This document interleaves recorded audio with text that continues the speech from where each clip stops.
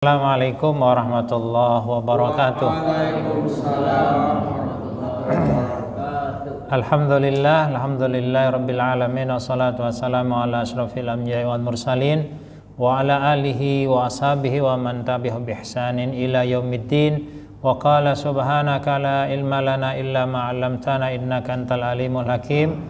Rabbi shrah li sadri wa yassir li amri wahlul 'uqdatam min lisani yafqahu qawli.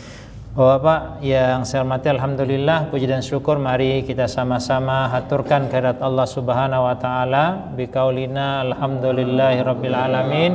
Kita masih diberikan nikmat iman, nikmat Islam, nikmat sehat, sempat, kuat sehingga kita bisa hadir di majelis ini.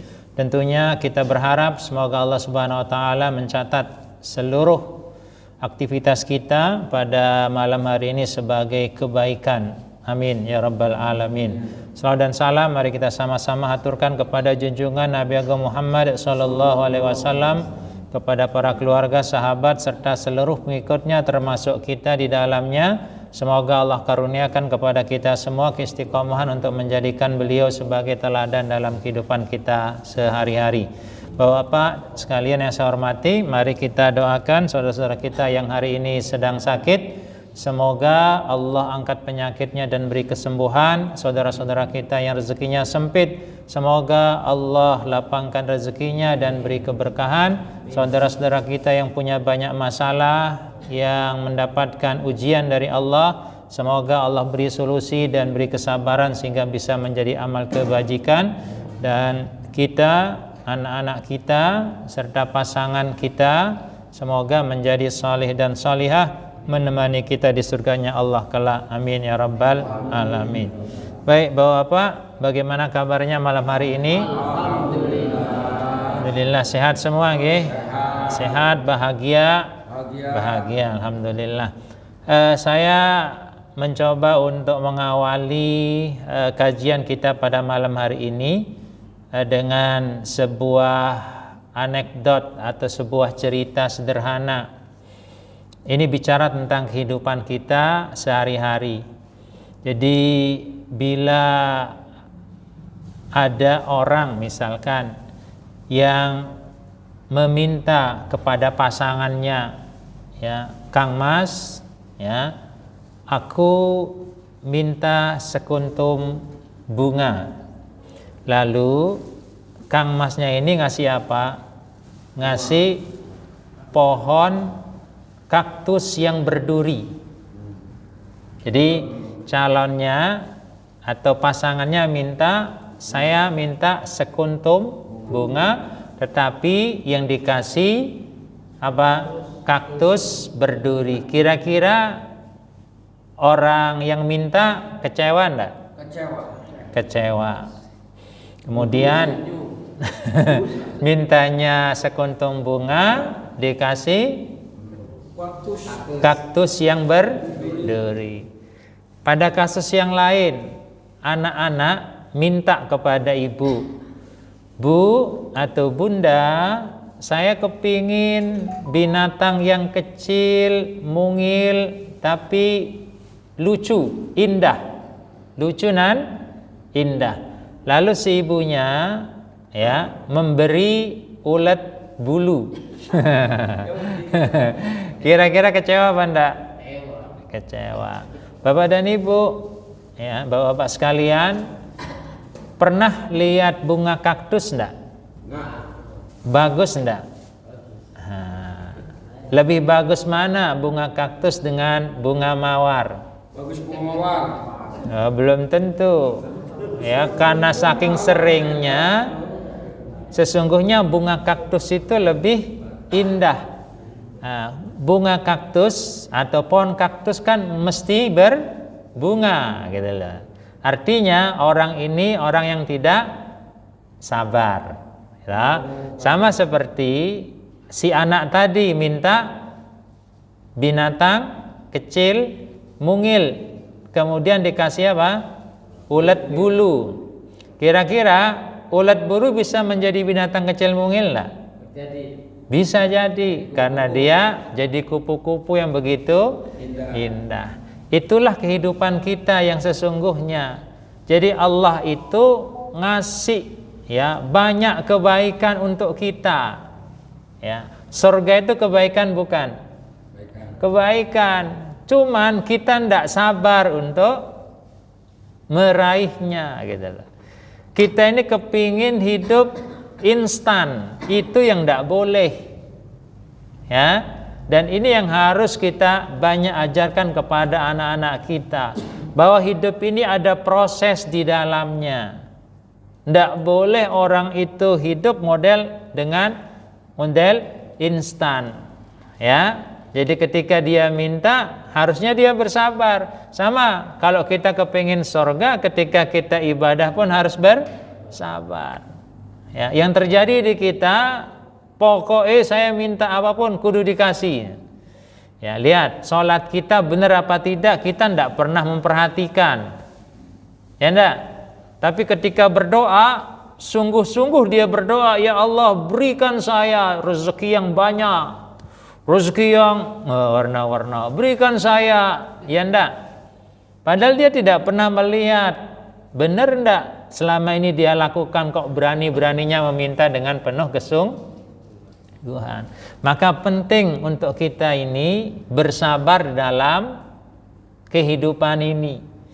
Tanpa sabar, kita tidak akan pernah menemukan yang namanya keindahan, kebahagiaan. Lihat Bapak dan Ibu, besi jadi pedang itu karena apa coba? Karena ditempa dan dibakar.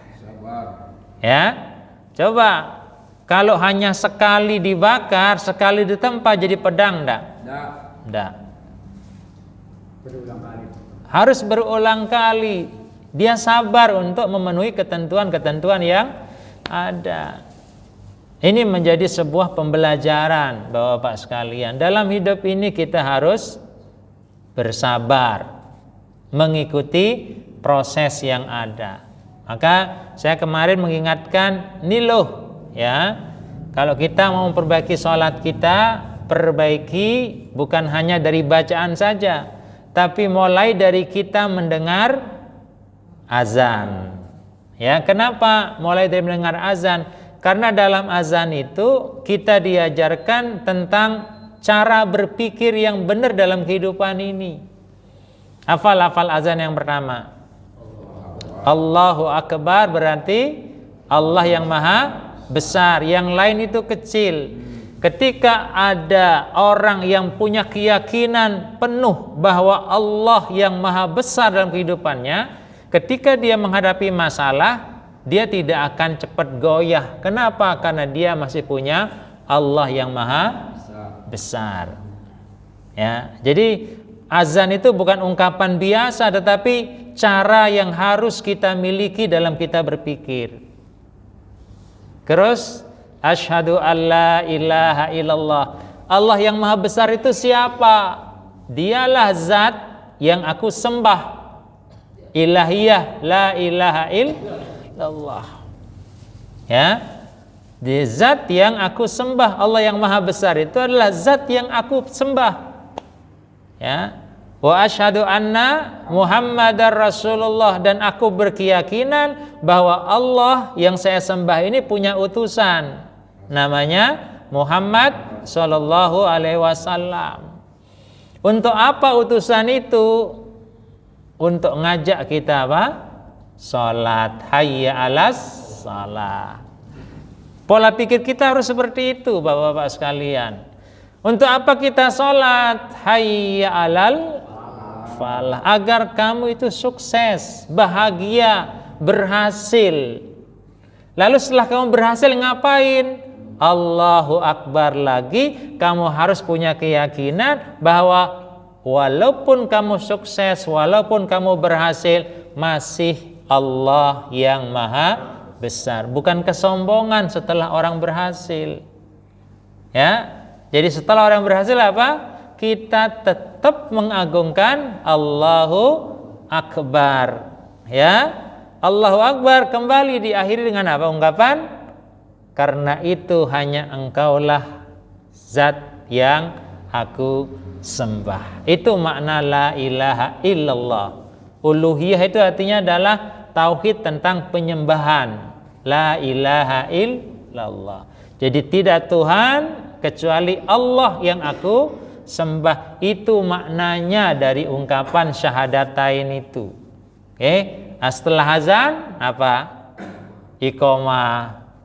Ya, Allahu Akbar, asyhadu an la ilaha illallah, asyhadu anna Muhammadar Rasulullah, hayya 'alas shalah, hayya 'alal falah, qad qamatis shalah, Allahu Akbar, la ilaha illallah. Diulangi lagi itu pola pikirnya itu. Diulangi lagi biar kita kuat, kenceng pola pikirnya. Setelah itu ngapa? Kita sholat. Diawali dengan apa? Takbiratul ihram. Artinya apa takbiratul ihram itu? Mengharamkan segala sesuatu yang tadinya halal. Itu makna takbiratul ihram. Jadi kalau sebelum sholat kita ngomong ngalor ngidul, ya, ngomong kondangan, ya, ngomong warna-warna, tetapi ketika Allahu Akbar sudah tidak boleh lagi mikir, ngobrol dan seterusnya. Ya. Jadi ngingat kondangan, ngingat kunci, ngingat korek api, itu sudah tidak boleh karena kita sudah takbir. Paham Bapak dan Ibu? Paham. Tapi yang terjadi mulai Allahu Akbar, ada kondangan, ada jadi mari kita hayati bagaimana Allah itu membuat kita ini menjadi baik, cuman kita tidak sabar untuk melakukannya gitu loh. Nah, termasuk setelah takbiratul ihram kita disuruh baca doa iftitah. Ya. Kita diajak berpikir agar ingat kondangannya itu hilang gitu loh. Kita diajak berpikir, berkomunikasi agar kuncinya itu ketemu. Itu yang harus kita pahami. Tapi yang terjadi di kita nyaman-nyaman saja, nyambung aja ceritanya. Ya, coba lihat ya. Misalkan ini pilihan, doa kita ini pilian. Bisa Allahumma ba'id, ya, bisa wajjahtu wajhi, bisa Allahu Akbar kabira. Mana boleh pilih salah satu. Ya, boleh pilih salah satu. Kita lihat iftitah misalkan. Ya, perhatikan. Biar kita tidak mikir kondangan, diceritakan dalam doa iftitah. Allahumma ba'id baini wa baina khotoyaya. Ya. Ya Allah, jauhkan aku ya dengan dosa kesalahanku gitu ya. Ya, ba'id baini, jauhkan aku dengan apa? Kesalahan-kesalahanku. Itu kan sebuah apa ya? Komunikasi yang harus kita lahirkan gitu loh. Kok isa-isa nih yang muncul kondangan, kan jadi aneh. Jadi kita ini seakan-akan antara sadar dan nggak sadar ya. Sama kayak orang mabok, ya enggak? Kita mengatakan mabok itu haram, enggak boleh melawan. Nah, padahal kita kalau salat kalau kita salat apa? Enggak sadar loh. Nah, itu. Ini contoh sederhana. Allahumma ba'id baini wa baina khotoyaya kama ba'atta bainal masyriqi wal maghrib. Coba kalau kita hadirkan bayangan ini, ya Allah, jauhkan aku dengan kesalahan-kesalahanku hari ini. Disebut tuh kesalahan-kesalahan. Ya.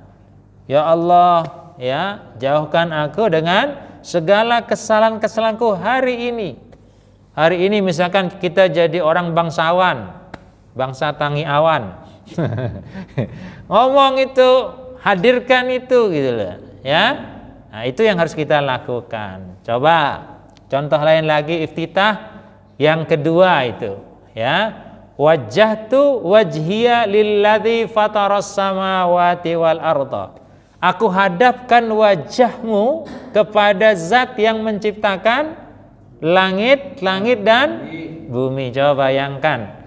Ya, lawan kita berhadapan dengan siapa, Anies misalkan, noleh kiri noleh kanan enggak? Kan mesti tertuju. Ya, Mbok? Kok bisa-bisanya? Padahal ini sama Allah. Wajjahtu wajhiya lilladzi fataras samawati wal ard. Aneh toh kita? Tapi yang aku dapatkan pakai ini nggak apa-apa. Ini wajah itu nggak apa-apa. Hadisnya ini, Pak. Mau pakai ini nggak usah. Enggak pakai ini.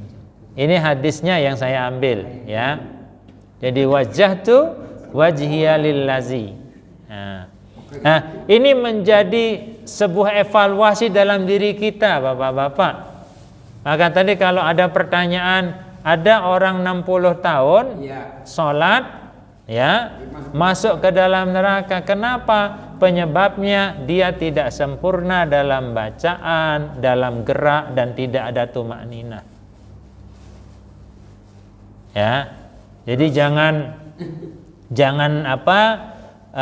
pokoknya sholat gitu. Itu untuk orang awam lah. Kita termasuk orang awam apa tidak? Kan tidak. Ben malam Senin, malam Selasa ngaji kok orang awam ya. Nah itu. Jadi mari kita perbaiki. Jadi bacaan sholat itu adalah dialog. Maka ketika orang membaca, dia harus melafalkan, bukan di dalam hati. Kenapa harus melafalkan? Karena dengan melafalkan itu ada getaran secara psikologis masuk ke dalam diri kita.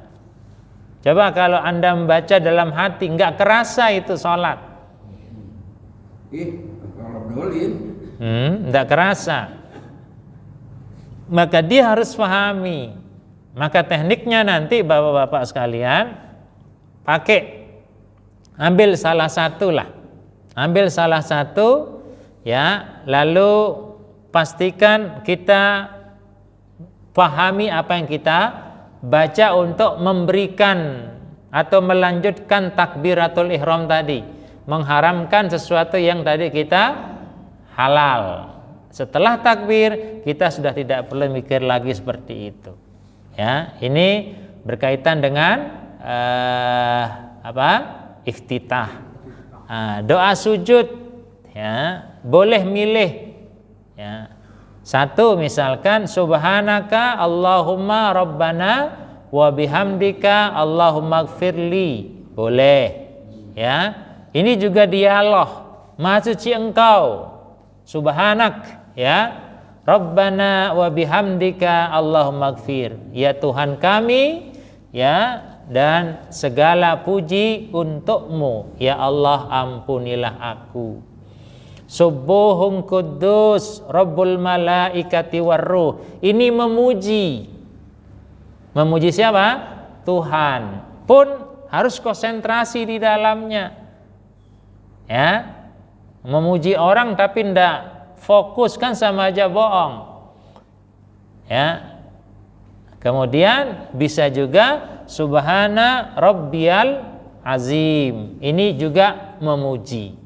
Maha suci engkau Tuhan yang maha agung. Ini bisa dilakukan. Kalau subhana rabbiyal azim memang dibaca 3 kali. Tapi kalau di luar itu cukup 1 kali. Ya.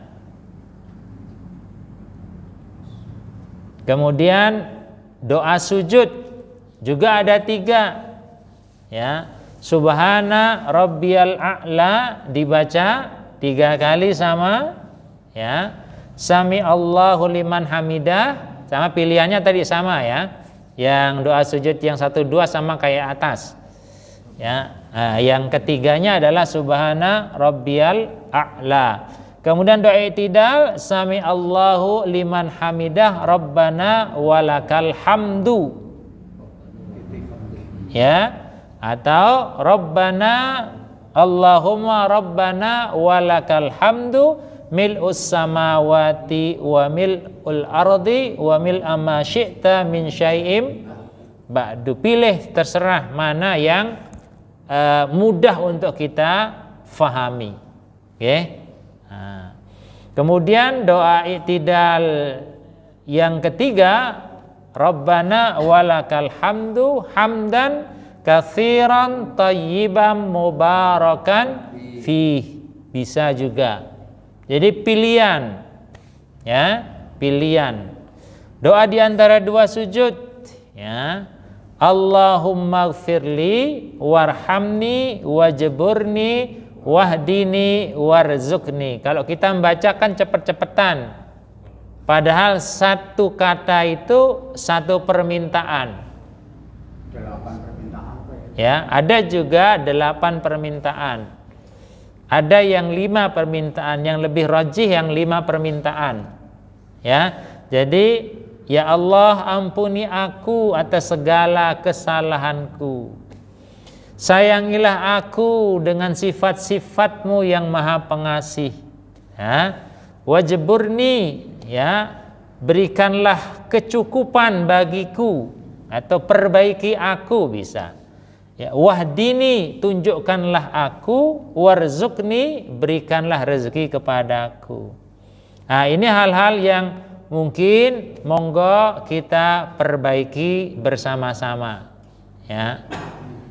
Nah, kemudian tasyahud Bapak dan Ibu, ya, ini namanya bacaan tasyahud. At-tahiyyatu lillah wassalawatu wattayyibat. Assalamu alaika ayyuhan nabiyyu wa rahmatullahi wa barakatuh.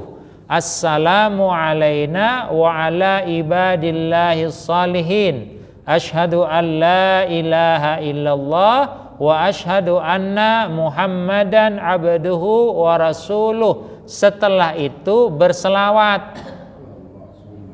Ya, Allahumma salli ala Muhammadin wa ala ali Muhammad kama sallaita ala Ibrahim wa ali, bukan wa ala lagi, wa ali Ibrahim wa barik ala Muhammadin wa ali Muhammadin, bukan wa ala ali. Okay?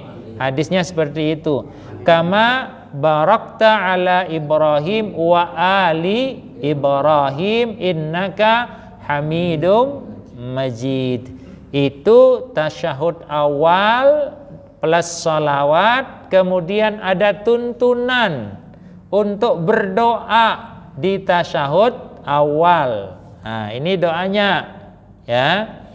Allahumma inni zalamtu nafsi zulman katsira wa la yaghfiru dzunuba illa anta faghfirli maghfiratan min indika warhamni innaka antal ghafurur rahim. Jadi tasyahud awal itu doanya ini, syahadat sampai asyhadu alla ilaha illallah, kemudian bersalawat plus doa ini, ya. Tasyahud akhir sama, cuman ditambah doanya ini, Allahumma inni a'udzubika min adzabi jahannama wa min adzabil qabri wa min fitnatil mahya wal mamat wa min syarri fitnatil masihid dajjal. Sudah sering itu yang baru-baru. Iya, konyong baca. Pak Samsudin kelamaan harus baca apa? Ini ketentuannya Bapak dan Ibu, ya. Jadi kalau kita kepingin tadi mendapatkan rangkaian kebaikan yang Allah beri kepada kita, ya kita harus sabar seperti ini. Jadi harus dilafalkan. Harus apa? Dilafalkan, tidak di dalam hati. Nah, nanti kita akan share ini, dan tolong nanti Bapak-bapak secara perlahan diperbaiki. Kenapa penting? Karena yang pertama kali akan dihisap itu apa? Salat kita, bukan pekerjaan kita. Kalau salatnya bagus, insya Allah akan menular pada apa? Pada amal-amal yang lain. Kok bisa menular pada amal-amal yang lain? Ya iya, kenapa? Lawang azan saja sudah membentuk pola pikir kita. Coba kalau ada orang memahami azan, kira-kira bisa stres enggak orang kalau punya masalah? Enggak. Ya. Enggak akan mudah stres, enggak akan pernah enggak akan gampang terkena penyakit. Kenapa? Dia punya Tuhan, dia punya Allah yang dia yakini maha segala-galanya. Tidak gampang merasa miskin. Kenapa? Dia akan langsung berkomunikasi warzukni.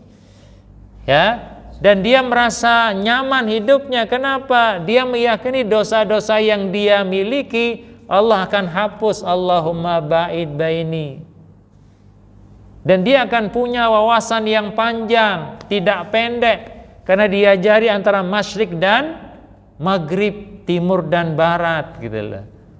Jadi makanya kalau di antara kita ini banyak yang stres misalkan, atau banyak yang merasa miskin, merasa lemah, merasa tidak ada semangat, itu disebabkan karena sholatnya belum maksimal atau belum sempurna. Coba nanti dites ya, ketika kita punya masalah, sebagaimana yang dicontohkan oleh Rasul kalau menghadapi masalah, dia ngambil air wudhu, dia sholat, dia minta sama Allah yang maha besar. Nah, kalau kita kan enggak, punya masalah, marahnya dulu, ngomong kiri, ngomong kanan, enggak selesai masalahnya. Nah, ini yang saya janjikan kemarin, okay? Jadi perbaiki sholatnya, perbaiki bacaannya, perbaiki gerakannya, mulai diperbaiki dari saat azan berkumandang. Jadi azan itu bukan wayahe istirahat, bukan hanya wayahe sholat, apalagi kalau Ramadan wayahe buka. Ketika buka tidak ada yang dengerin azan, ya Mbak. Kalau bapak puasa kemarin azan maghrib tuh didengerin apa enggak? Didengar. Mesti lebih fokus pada makanan yang dimakan dibanding dengan suara azan. Padahal tadi saya sampaikan, azan itu mengajarkan pola pikir. Orang hidup itu mulai dari pikiran, Bapak dan Ibu. Kalau pikirannya ruwet, ya mesti kehidupannya jadi ruwet. Tapi kalau pikirannya tenang, nyaman dia. Ya. Jadi dia merasa nyaman dalam, kenapa? Karena dia tenang. Ya. Nah, ini menjadi sebuah pembelajaran. Baik Bapak dan Ibu, kita pada lanjut dari kajian ini, saya mencoba mengangkat satu ayat, ya, hampir sama sebenarnya, yang saya memberikan tekanan bahwasanya dalam hidup ini Bapak dan Ibu ternyata penuh dengan kebaikan Allah Subhanahu wa ta'ala. Jadi ada keberkahan dalam hidupmu, tapi kita rasakan apa tidak? Wallahu a'lam. Nanti kita cek bareng-bareng, ya Bapak dan Ibu. Sekali lagi, bahwasanya Allah ini terlibat sangat dalam kehidupan manusia. Contoh, ya, Nabi Nuh. Coba, Nabi Nuh buat kapal di atas bukit. Siapa yang ngajarin? Siapa yang ngajarin coba? Allah. Dia buat kapal 3 susun. Ya. Kok bisa-bisanya dia buat kapal 3 susun? Ya diajari oleh Allah lewat malaikat. Kenapa ternyata 3 susun itu? Ada 3 kelompok yang masuk ke dalam kapal itu. Kelompok binatang dengan pasangannya, ya, kelompok umat manusia dengan pasangannya, dan bahan makanan untuk mereka itu. Di perahu itu Bapak dan Bapak sekalian berlayar selama 6 bulan coba. Jumlah orangnya saja 80 pasangan. Coba bayangkan Bapak dan Ibu. 160. Ya, 160 seberapa bahan makanan pokoknya. Bahan makanan pokok untuk hewannya juga disuruh siapkan oleh Allah lewat malaikat. Siapa yang ngajarin coba? Allah terlibat dalam hidup. Ya, terlibat dalam hidup. Jangankan itu. Ya. Allah ngajarin manusia tentang bilangan. Bilangan 1 sampai 9. Coba tambahkan ya bilangan yang abjad awalnya sama, mesti ketemu angka 10. Ya enggak? S1 tambah 9 sama dengan berapa? 10. D2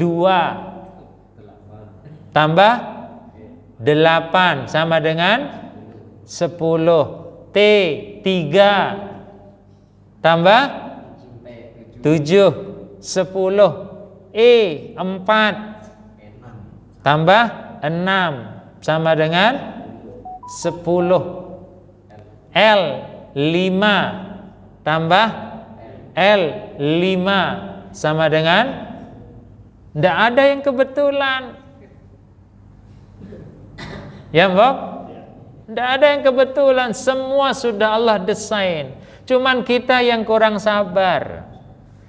Jumlah bulan dalam 1 tahun, Quran mengatakan 12. Benar enggak 12? Benar. Januari, Februari, Maret, April, Mei, Juni, Juli, Agustus, September, Oktober, November, Desember. Muharram, Safar, Rabiul Awal, Rabiul Akhir, Jumadil Awal, Jumadil Akhir, Rajab, Sya'ban, Ramadan, Syawal, Zulqa'dah, Zulhijjah. Sab'atu ayyam, 7 hari. Allah ajarkan ya, seminggu, ya, Ahad, Isnin, dan seterusnya. Jadi jangan kira Allah melepas kita setelah Allah ciptakan. Enggak. Semua Allah ciptakan, semua Allah desain, semua Allah rencanakan. Ya. Contoh ya. Kenapa kalau kita gosok tangan kita ini lama-lama jadi apa? Hanya apa? Keluar apa? Daki. Daki jadi tanah. Kenapa bisa seperti itu? Ya, karena penciptaan kita dari tanah. Nah, coba kita baca ayat ini bareng-bareng, monggo. A'udzu billahi minasyaitonir rajim. Bismillahirrahmanirrahim.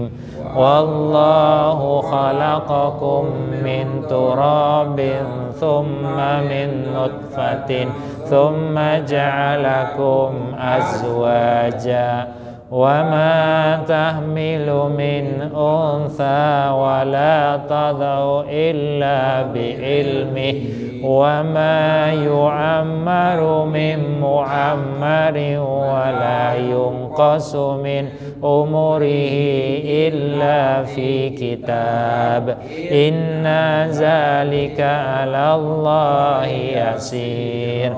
Sadaqallahul azim. Perhatikan ayat ini. Saya ambilkan satu ayat saja dan banyak ayat yang bicara tentang ini. Bagaimana Allah memulai ya menciptakan manusia dari tanah. Jadi asal usul manusia itu dari mana? Dari tanah. Adam alaihissalam. Ini adalah nenek moyang kita. Adam adalah nenek moyang kita. Kita bukan dari monyet. Ya. Kalau kita meyakini Adam sebagai nenek moyang kita, berarti apa yang diyakini oleh Adam alaihissalam ya, sebagai seorang nabi, dia bertauhid kepada Allah. Jadi kalau selama ini kita punya kebiasaan, aku ngelakoni ini karena ngikut orang tua saya, karena ikut nenek moyang saya, karena ikut wong tua. Nah, Kalau ikut orang tua berarti tidak boleh bertentangan dengan keyakinan Nabi Adam alaihis salam. Kalau bertentangan berarti apa yang kita yakini sebagai ajaran nenek moyang atau orang tua itu sesuatu yang salah atau keliru. Bisa difahami nggih? Jadi misalkan ada kebiasaan di kita ini kalau kepingin ngadakan hajatan, cari selamat kapan yang tepat, pakai hitungan. Hitung dulu, baru kita memastikan kapan pelaksanaannya. Ada apa enggak itu? Masih itu. Sri Lungguh Dunia Lara Pati, itu dihitung. Dia lahir tanggal berapa, hari apa, dipertemukan, dihitung. Ya, kalau enggak cocok, ya lepas. Jangan diikuti karena hitungannya menyatakan demikian, tidak memberikan keselamatan. Benar enggak seperti ini? Keselamatan itu haknya siapa? Haknya Allah. Berarti itu enggak boleh kita yakini sebagai ya cara kita menentukan sebuah hajatan untuk mendapatkan keselamatan. Ya, kalau itu terjadi bisa jadi ya nenek moyang yang dia yakini salah. Ya, bisa jadi nenek moyang yang dia yakini adalah teorinya Darwin. Apa? Bahwa manusia berasal dari monyet, monyet tinggal di hutan, hutan tidak jelas aturannya. Hutan aturannya yang kuat yang menang, yang lemah pasti kalah. Ya, yang paling jago kalau dikandani mesti ngeyel. Nah, jadi kalau ada di antara kita diingetin ngeyel, nah difoto, foto nanti disanding ke, ya cocok ndak kayak gitu. Jadi nanti kalau ada hal-hal yang bertentangan dengan keyakinan Nabi Adam alaihissalam menyembah yang Maha Esa, ya, lalu kita ingatkan kok ngamuk, ya, pastikan ya itu adalah kemungkinan nenek moyangnya itu. Jadi kalau nenek moyangnya itu ya wajar-wajar saja kalau ngamuk, ya, biar ndak ngamuk nggawa pisang, makanya kalau negur. Paham nggih? Jamin turabin thumma min nutfatin. Dan setelah Allah menciptakan Adam dari tanah, lalu menciptakan keturunannya dari nutfah, air mani dan sel telur. Itu pun berasal dari saripati tanah. Maka kenapa orang hidup itu cenderung senang kepada sesuatu yang berbau tanah? Ya apa enggak? Buah-buahan, apa, butir-butir, apa, umbi-umbian, jabatan, perempuan, lanang, laki-laki, apa, semua berbau tanah. Kenapa bisa seperti itu? Karena unsur dalam dirinya memang dominan tanah. Ya, sementara cahaya nur Allah itu, ya, ruh Allah itu yang ditiupkan sedikit. Ya, nah, jadi wajar-wajar saja. Ada orang yang tidak sholat, ada orang yang tidak zakat. Ada orang gelem tahu ke masjid, bebehan kalau ke pengajian, wajar-wajar saja. Mending nonton sinetron, misalkan. Mending nonton sepak bola, wajar-wajar saja. Kenapa? Karena memang dominan dalam dirinya gitu loh. Ya, maka Bapak dan Bapak sekalian, bahwa tanah atau unsur yang berbau tanah itu hanya badannya saja. Yang besok, ya, yang menjadikan kita hidup itu karena ada ruh yang Allah tiupkan kepada diri kita. Itu namanya fitrah. Fitrahnya kita itu adalah tiupan ruh dari Allah Subhanahu wa ta'ala. Dia suci sifatnya, ya, dia suci. Nah, kemudian yang menarik, setelah Allah ciptakan keturunan manusia atau Adam berasal dari air mani dan sel telur, kemudian Allah buat sistem azwajan, keseimbangan, berpasang-pasangan, ya. Contoh langit dan bumi, pasangan itu tidak bisa dipisah, malam dan siang tidak bisa dipisah, ya. Matahari dan bulan, semua punya polanya masing-masing. Maka kalau manusia polanya bagaimana? Ya polanya harus serasi, sama seperti sepatu. Ya, sepatu sama enggak modelnya? Kanan kiri sama apa enggak? Enggak. Ya, serasi enggak? Serasi. Kalau jalan bareng-bareng apa gantian? Gantian. Kalau bareng-bareng namanya pocongan. Antul-antul. Set. Ya, rukun ya. Pernah saling injak enggak? Enggak pernah. Tujuannya pasti. Bahkan sampai bodol. Tahu bodol ya? Sampai jelek, yang satu sobek, ya, yang kiri sobek. Kemudian dijahit, kira-kira kanan pergi apa nunggu? Nunggu. Nggak mau meninggalkan. Ya, setia gitu loh. Itu keserasian. Azwaja. Konsepnya kalau kita kepengin hidup, azwaja, serasi. Ya tangan kita lah, jari-jari ini. Serasi enggak? Serasi. Ya, ada yang pendek, ada yang tinggi. Jadi jangan dikira kok isa-isane ya Allah. Tidak boleh seperti itu. Yang dibutuhkan keserasian, saling mengisi satu dengan yang lain.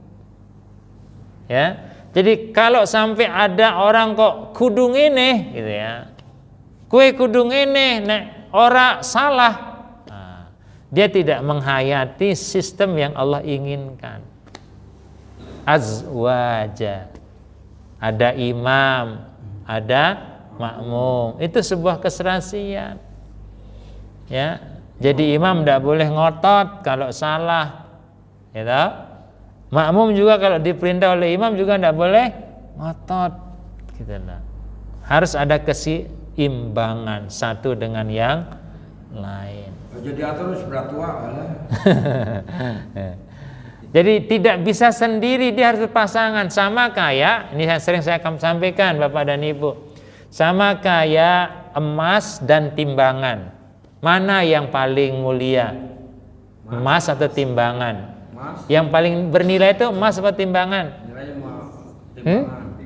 Timbangan apa emas? Emas ya. Emas itu baru bernilai kalau ditimbang.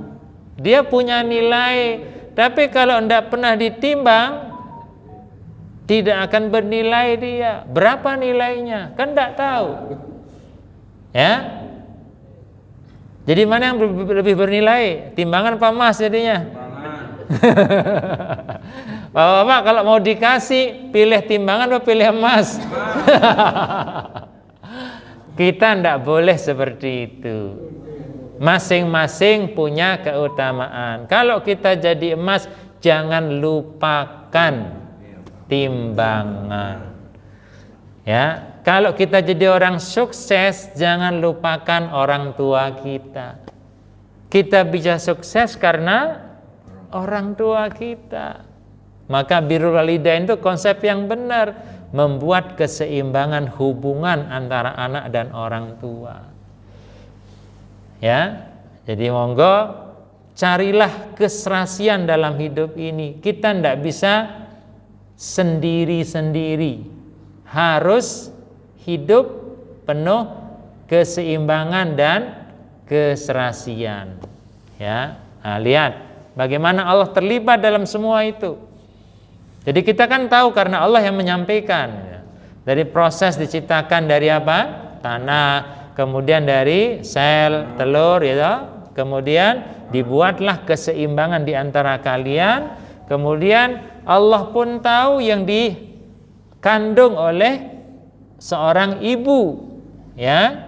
Jadi Allah itu amat detail, ya, amat detail, dan kapan dilahirkan hanya Allah yang tahu, ya, hanya Allah yang tahu. Walaupun secara teknologi bisa diperkirakan, ya, hari HPL namanya, ya, apa istilahnya HPL itu apa? Hari persalinan lahir, ya, hari apa? Oh, perkiraan lahir, ya. Hari perkiraan lahir bisa, tapi tetap kondisinya ada di tangan Allah Subhanahu wa Ta'ala. Ilmu mengajarkan, Allah mengajarkan, kayak kasus kemarin yang bayinya tertukar, kan? Kok bisa? Allah mengajarkan ada gen, jadi tidak akan mungkin, apa bahasanya, ya, gen itu tertukar, tidak akan mungkin, ya. Maka besok Bapak dan Ibu, yang namanya jasad kita ini semua akan hancur kecuali tulang ekor kita. Jadi semua akan hancur. Yang tidak hancur itu adalah tulang ekor. Kita punya tulang ekor kecil, itu penyimpan genetik. Jadi tinggal Allah siramlah bahasanya, siram itu tulang ekor, dia akan berwujud seperti kita lagi, tumbuh lagi. Itu kuasanya Allah, dan begitu mudah buat Allah untuk itu. Nah, jadi jangan dikira hancur habis, enggak. Ada tulang ekor yang tersisa, ya, itu yang akan nanti mengembalikan kita seperti apa, karakteristik ada di sana, ya. Nah, itu. Kemudian Allah sampaikan, wa ma yu'ammaru min mu'ammarin wa la yunqasu min umuri illa fi kitab. Dan, ya, Allah memberikan umur atau mengurangi umur, itu semua Allah tetapkan sebelum dia lahir, ya, sebelum dia lahir.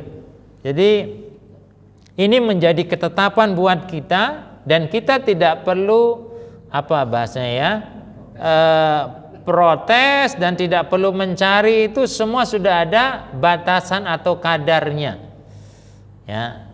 Sehingga kalau kita dalam hidup ini punya masalah, yang pernah saya sampaikan di sini, jangan berdoa, ya Allah hilangkan masalah saya. Tidak akan mungkin. Kalaupun mau hilang masalah, ya mati. Karena hidup itu, ya, rangkaian dari masalah. Masalah itu apa? Masa mengenal Allah. Apa? Masa mengenal Allah. Artinya apa? Kalau Anda punya masalah, ya kenal Allah lagi. Oh, ternyata Allah takdirkan aku begini. Kita harus terima. Bagaimana kita menyikapi? Bisa dipahami nggih? Jadi masalah tidak apa-apa datang, ini adalah sebuah keberuntungan bahwa masalah adalah masa mengenal Allah. Punya masalah kok malah minum-minuman, punya masalah malah harusnya punya masalah berarti, oh, saya ambil air wudhu, saya sholat, saya berzikir, saya berdoa, saya baca Quran, semua Allah akan berikan jalan. Seperti itu, ya. Maka Allah di ayat ujungnya mengatakan, inna zalika 'alallahi yasir. Ya, sesungguhnya yang demikian itu bagi Allah begitu mudah. Ya, begitu mudah memelihara kita, begitu mudah memelihara istri kita, begitu mudah memelihara anak-anak kita. Cuman kita ini sabar ndak ngikuti aturan-aturannya gitu. Coba yang datang ke sini dari rumah tadi yang naik motor baca doa enggak? Baca bismillah. Bismillah. Tuntunannya Bismillahi tawakkaltu 'alallah. La haula wala quwata. Kadang kita tidak membaca itu, gitu loh. Ini contoh sederhana. Kita ini harus sabar, sama kayak ulat jadi kupu-kupu tadi, ya. Jadi jangan langsung komen, gitu loh. Ini yang tidak benar. Ini yang harus kita luruskan. Nah, saya bawakan ayat-ayat berikut lah. Ya, contoh misalkan Al-An'am ayat 60. Ya. Wa huwallazi yatawaffakum bil-laili wa ya'lamu ma jarahtum bin nahar. Perhatikan, yatawaffakum itu artinya apa? Mewafatkan kamu. Ya, tapi di sini terjemahkan apa? Menidurkan kamu. Jadi tidur itu Bapak dan Ibu adalah setengah wafat. Hati-hati yang ngantuk. Diambil setengahnya masih dibiarin, maka masih bernafas. Ditaruh. Nanti kalau saatnya bangun, dikembalikan lagi jadi bangun lagi. Ya, kalau ingat tempatnya naruh.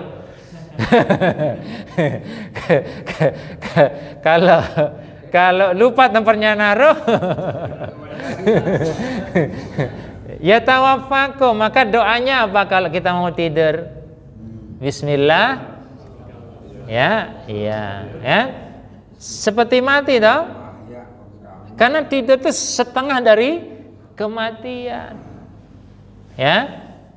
Nah, maka ayo ketika ada orang yang ngantuk diingetin doa belum, kayak gitu.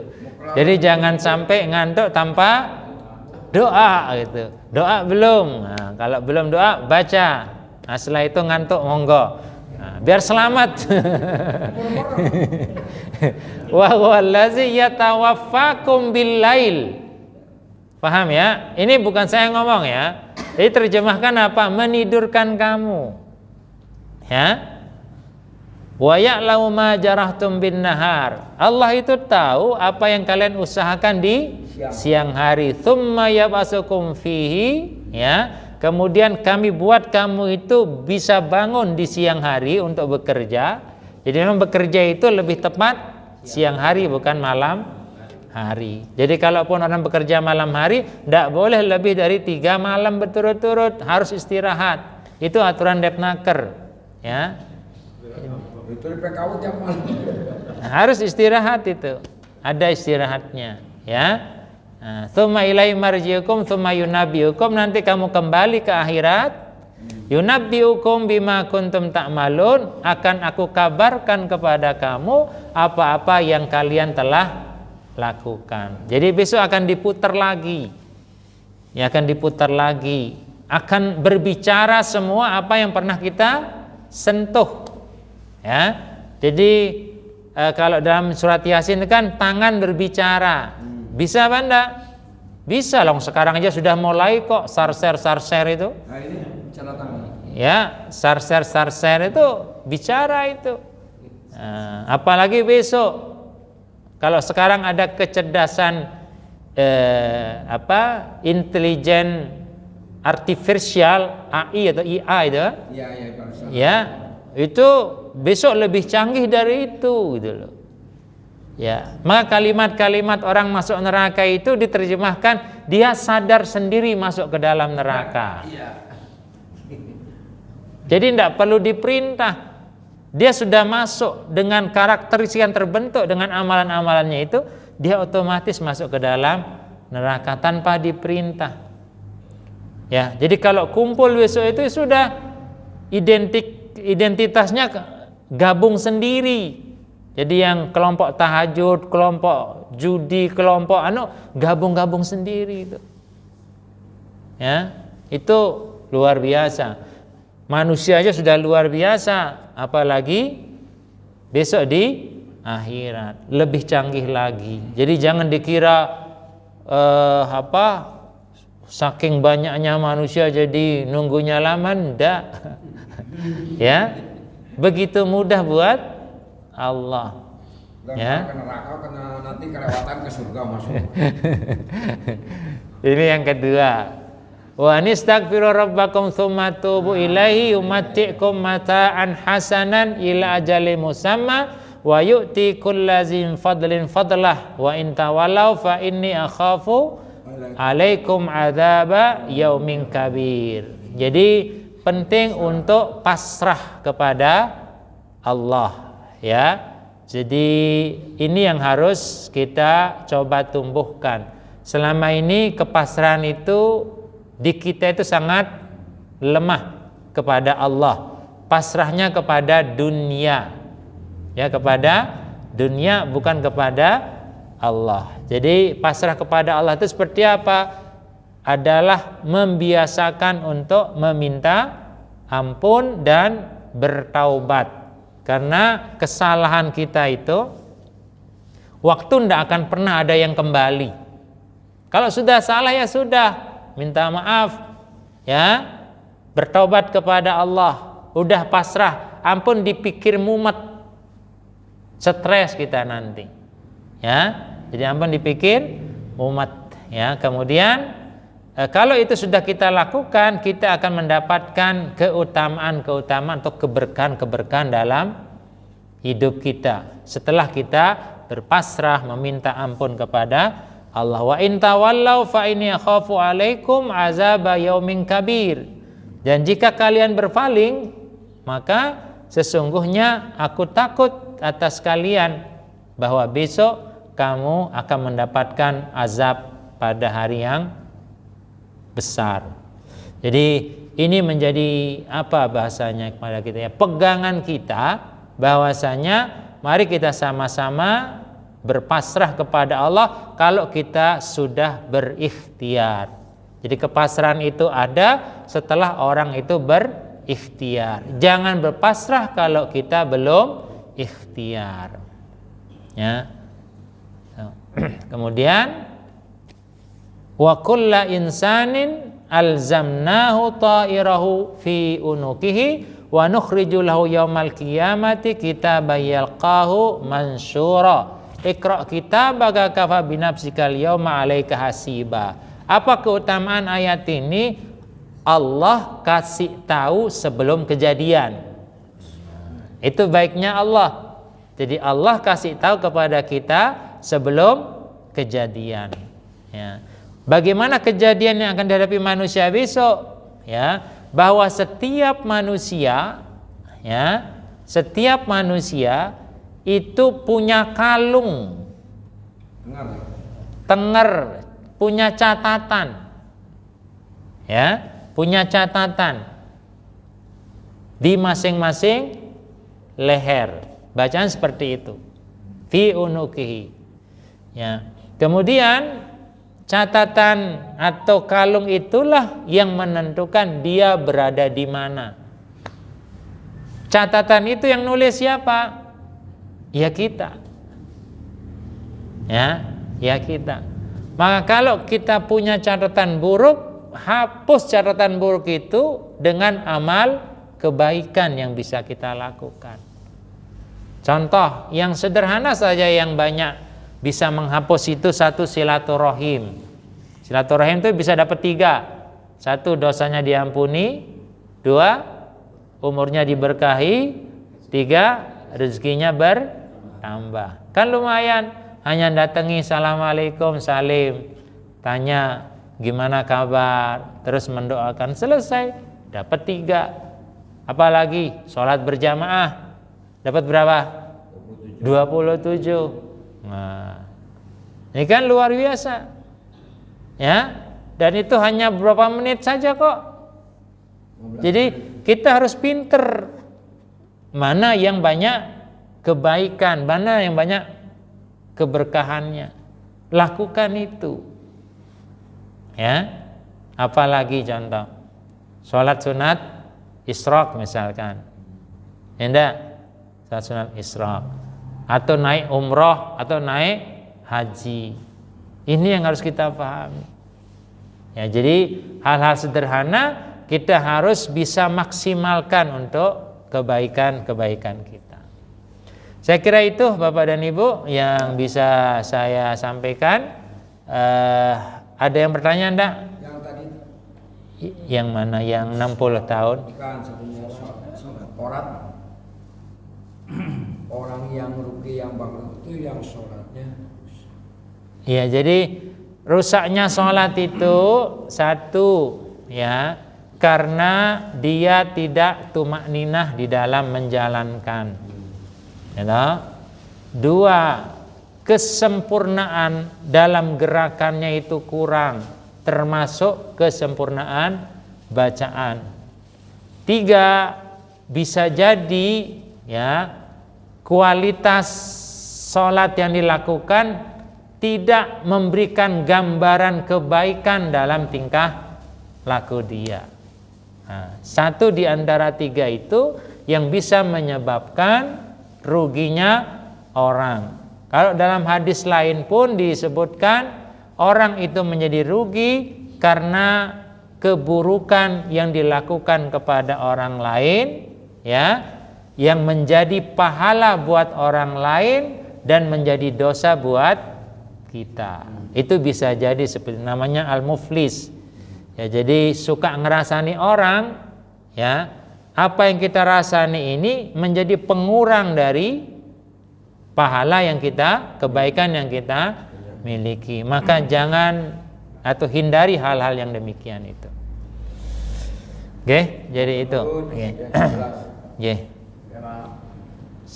Satu aja ya, saya ada rapat BPD-nya saya tadi kalau enggak WA satu saja, satu ya. Iya, saya.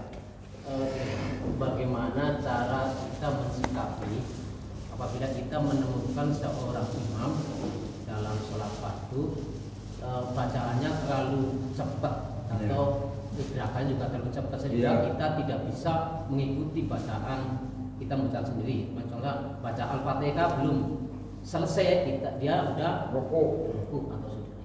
Gimana? Oke, makasih.